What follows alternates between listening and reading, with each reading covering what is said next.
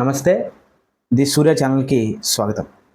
తిరుమల తిరుపతి దేవస్థానంలో ఏదైతే ప్రసాదంగా తీసుకునేటువంటి లడ్డు ఏదైతే ఉందో దాంట్లో చేప నూనె కలిపారని, పంది కొవ్వుతో తయారు చేసిన నూనె కలిపారని, ఇలాంటి విషయాలన్నీ కూడా బయటికి రావడం అనేటువంటిది బాధ కలిగించేటువంటి విషయం.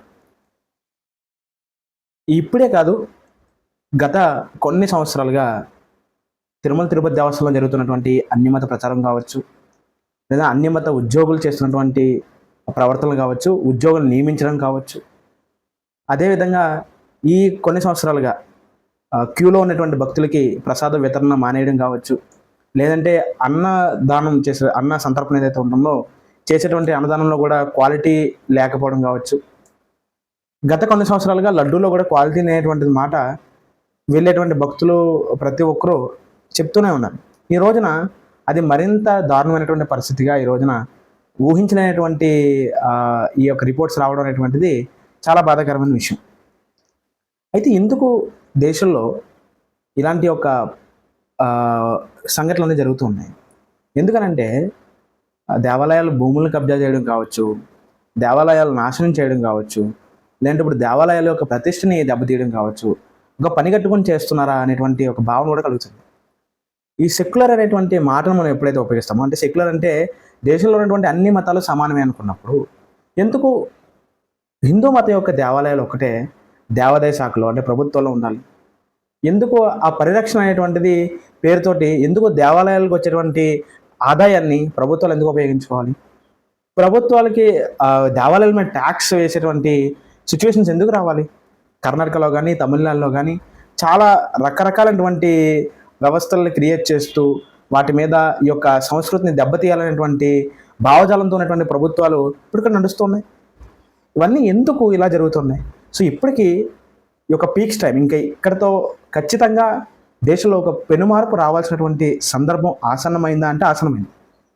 ఎందుకంటే ఒకసారి చరిత్రలోకి వెళ్తే మనం 1857లో సిపాయిలు తిరుగుబాటు జరిగింది. దానికి ప్రధానమైనటువంటి కారణం ఏదైతే భారతదేశంలో ఉన్నటువంటి వ్యక్తుల్ని సైనికులుగా చేర్చున్నటువంటి బ్రిటిష్ ప్రభుత్వం వారికి ఇచ్చినటువంటి గన్స్ ఏవైతే ఉంటాయో ఆ గన్స్లో వాడేటువంటి క్యాట్రిడ్జ్ ఏదైతే ఉంటుందో ఆ క్యాట్రిడ్జ్ని ఆవు కొవ్వుతోటి, పంది కొవ్వుతోటి తయారు చేసేవారు.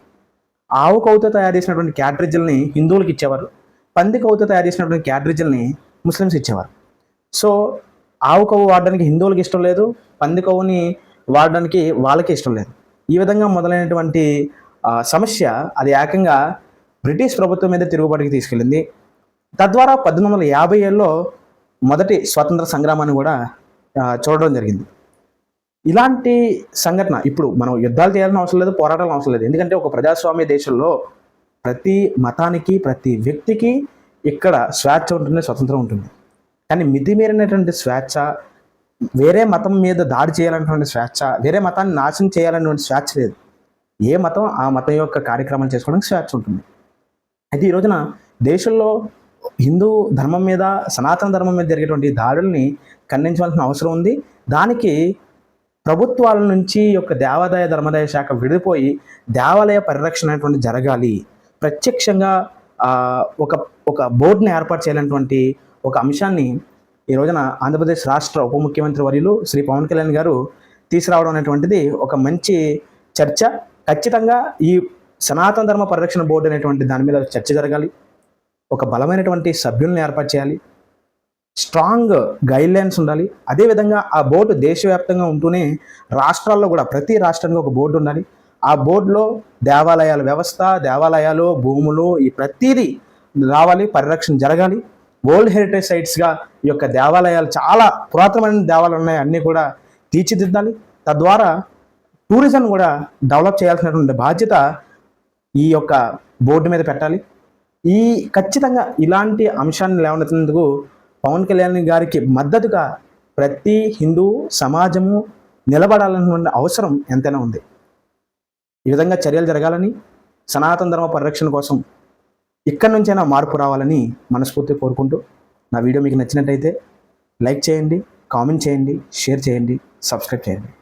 నమస్తే.